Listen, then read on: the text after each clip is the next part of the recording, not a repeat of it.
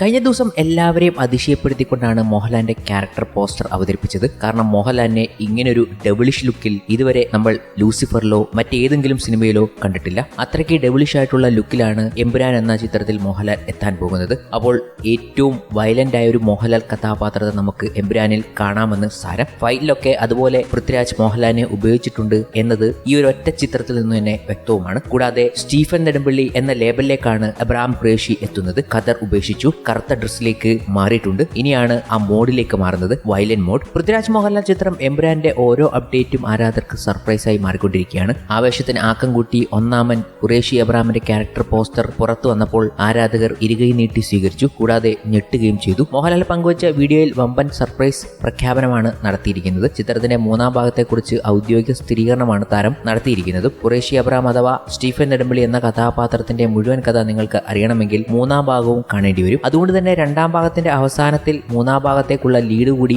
കാണാൻ സാധിക്കുമെന്നാണ് മോഹൻലാൽ പറഞ്ഞത്. അതുകൊണ്ട് തന്നെ പ്രേക്ഷകർ ചില അഭിപ്രായങ്ങൾ പങ്കുവച്ചുകൊണ്ട് സോഷ്യൽ മീഡിയയിൽ എത്തിയിട്ടുണ്ട്. അത് സത്യം പറഞ്ഞാൽ സിനിമ കാണാൻ പോകുമ്പോൾ നിങ്ങൾ അറിഞ്ഞിരിക്കേണ്ട ഒരു കാര്യം കൂടിയാണ്. ലൂസിഫറിൽ സ്റ്റീഫൻ നെടുമ്പള്ളി എന്ന കഥാപാത്രം ആ സിനിമയുടെ അവസാന ഘട്ടത്തിൽ അയാൾക്ക് മറ്റൊരു പേരുണ്ടെന്നും അയാൾ ഭരിക്കുന്ന മറ്റൊരു ലോകമുണ്ടെന്നും വെളിപ്പെടുത്തി. രണ്ടാം ഭാഗത്തിലേക്ക് വരുമ്പോൾ ഖുറേഷി അബ്രഹാം എന്ന കഥാപാത്രവും അയാളുടെ ലോകവുമാണ് നിങ്ങൾ കൂടുതൽ പരിചയപ്പെടാൻ പോകുന്നത്. അങ്ങനെ ഖുറേഷി അബ്രഹാം അയാളുടെ പ്രശ്നങ്ങളും കേരളം അഭിമുഖീകരിക്കുന്ന ഇപ്പോഴത്തെ പ്രശ്നങ്ങളും പരിഹാരം ഉണ്ടാക്കുന്നു എന്നതാണ് ഈ സിനിമ. ഖുറേഷി അബ്രഹാം അഥവാ സ്റ്റീഫൻ നെടുമ്പള്ളി എന്ന കഥാപാത്രത്തിന്റെ മുഴുവൻ കഥ നിങ്ങൾക്ക് അറിയണമെങ്കിൽ മൂന്നാം ഭാഗവും കാണേണ്ടി വരും. അതുകൊണ്ട് തന്നെ രണ്ടാം ഭാഗത്തിന്റെ അവസാനത്തിൽ മൂന്നാം ഭാഗത്തിലേക്കുള്ള ലീഡ് കാണാൻ സാധിക്കും. അതിനാൽ തന്നെ സിനിമ തീർന്നെന്ന് കരുതി തിയേറ്റർ വിട്ടാൽ നിരാശയാകും ഫലം എന്നതാണ് എല്ലാവരുടെയും അഭിപ്രായം. ലൂസിഫറിൽ പെട്ടെന്ന് തന്നെ എൻഡിൽ ഈ സീനൊക്കെ വന്നെങ്കിലും എമ്പുരാനിൽ കുറച്ചുകൂടി നിങ്ങൾ വെയിറ്റ് ചെയ്യണം എന്നതാണ് എല്ലാവരുടെയും ഉപദേശം. എന്തായാലും എമ്പുരാൻ കഴിയുമ്പോൾ മൂന്നാം ഭാഗത്തിലേക്കുള്ള ലീഡ് കൂടി ഉണ്ടെന്ന് ഉറപ്പുവരുത്തിയ തിയേറ്റർ വിടാകൂ എന്നാണ് താരത്തിന്റെ ആരാധകർ സാമൂഹ്യ മാധ്യമങ്ങളിൽ അഭിപ്രായപ്പെടുന്നത്. മോഹൻലാൽ അവതരിപ്പിക്കുന്ന അബ്രഹാം ഖുറേഷി എന്ന കഥാപാത്രത്തിന്റെ വീഡിയോയാണ് ഇന്നലെ പുറത്തു വന്നത്. ലൂസിഫർ ഫ്രാഞ്ചൈസിക്ക് മൂന്നാം ഭാഗം ഉണ്ടാകുമെന്നും അതിലേക്ക് നയിച്ചുകൊണ്ടാകും എമ്പുരാൻ അവസാനിക്കുകയെന്നും മോഹൻലാൽ വീഡിയോയിൽ പറഞ്ഞു കഴിഞ്ഞു. ഖുറേഷി അബ്രഹാമിന്റെ ലോകമാണ് രണ്ടാം ഭാഗത്തിൽ കൂടുതൽ പരിചയപ്പെടാൻ പോകുന്നത്. ഖുറേഷി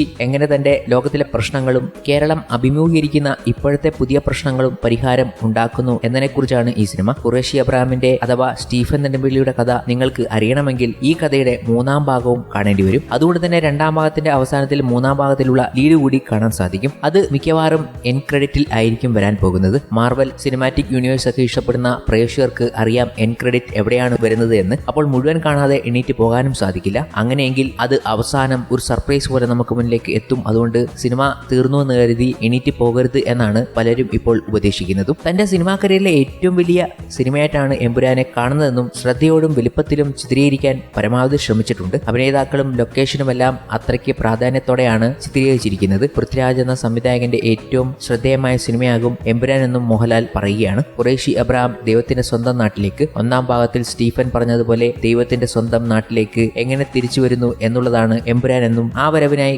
കാത്തിരിക്കൂ എന്നും അദ്ദേഹം കൂട്ടിച്ചേർത്തു. ചിത്രം മാർച്ച് 27 റിലീസ് ആവുകയാണ്. ഈ ചിത്രത്തിൽ നിരവധി വില്ലൻ കഥാപാത്രങ്ങളാണ് വരാൻ പോകുന്നത് എന്നുറപ്പാണ്. അതിൽ തന്നെ ഒരു സർപ്രൈസ് വില്ലൻ ഖുറേഷിക്കുണ്ടാകും എന്നതിൽ യാതൊരു സംശയമില്ല. ആ കഥാപാത്രത്തെ റിവീൽ ചെയ്തിട്ടുമില്ല. അതൊക്കെ തന്നെയായിരിക്കും ചിത്രത്തിലെ ഏറ്റവും വലിയ സസ്പെൻസുകൾ എന്ന് പ്രേക്ഷകർ അനുമാനിക്കുകയാണ്. അപ്പോൾ സിനിമയിൽ എത്താൻ പോകുന്ന ഒരു വില്ലൻ കഥാപാത്രമുണ്ട്. അഭിമന്യു സിംഗ് അവതരിപ്പിക്കുന്ന ബൽരാജ് എന്ന കഥാപാത്രം. അഭിമന്യു സിംഗ് ശ്രദ്ധേയമായ ഒരു കഥാപാത്രത്തെ അവതരിപ്പിക്കുമ്പോൾ ചിത്രത്തെക്കുറിച്ച് നടൻ പറഞ്ഞ വാക്കുകൾ ഇപ്പോൾ ശ്രദ്ധ നേടുകയാണ്. ഈ വർഷം ഇന്ത്യൻ സിനിമ കണ്ട ഏറ്റവും ചെലവേറിയ സിനിമയായിരിക്കും എമ്പുരാൻ എന്നാണ് അഭിമന്യു സിംഗ് പറയുന്നത്. ചിത്രത്തിലെ ഓരോ രംഗങ്ങളും അതിഗംഭീരമാകാൻ വിധമാണ് ഒരുക്കിയിരിക്കുന്നത്. ഓരോ രംഗത്തെയും പൃഥ്വി ഡിസൈൻ ചെയ്തിരിക്കുന്ന രീതിയും അത്ഭുതപ്പെടുത്തുന്നതാണ്. എമ്പുരാൻ ഹോളിവുഡ് നിലവാരമുള്ള സിനിമയായിരിക്കുമെന്നും അദ്ദേഹം അഭിപ്രായപ്പെട്ടു. ഒരു ബോളിവുഡ് മാധ്യമത്തിന് നൽകിയ അഭിമുഖത്തിലായിരുന്നു അഭിമന്യു സിംഗിന്റെ പ്രതികരണം എത്തിയത്. 2025 ഏറ്റവും വലിയ ബജറ്റിലൊരുങ്ങുന്ന ഇന്ത്യൻ സിനിമയായിരിക്കും എമ്പുരാൻ. അവർ ആ ചിത്രത്തിനായി മുടക്കിയിരിക്കുന്ന പണം ഞെട്ടിക്കുന്നതാണ്. സിനിമയിലെ ഓരോ ഷോട്ടും മികച്ചതാണ്. ഓരോ രംഗത്തെയും പൃഥ്വി ഡിസൈൻ ചെയ്തിരിക്കുന്ന രീതിയും അത്ഭുതപ്പെടുത്തുന്നതാണ്. ഓരോ ഷോട്ടും ഒരു വിരുന്നാണ്. ഇത്